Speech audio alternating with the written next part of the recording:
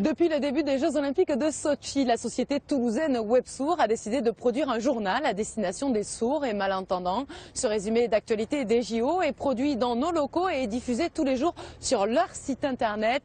Catherine Monnier, Jean-Luc Pigneux. Bonjour à tous, c'est aujourd'hui la 7e édition du journal olympique et Martin Fourcade a raté le triplé en or ce matin.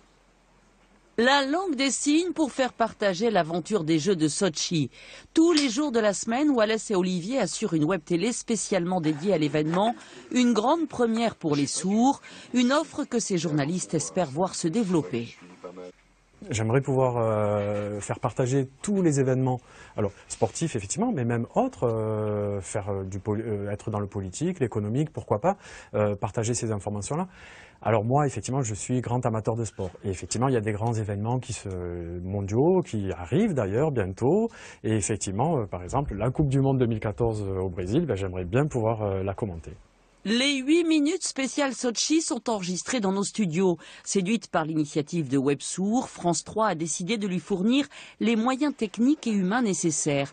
Une initiative qui répond à un réel besoin pour les 500 000 sourds en France.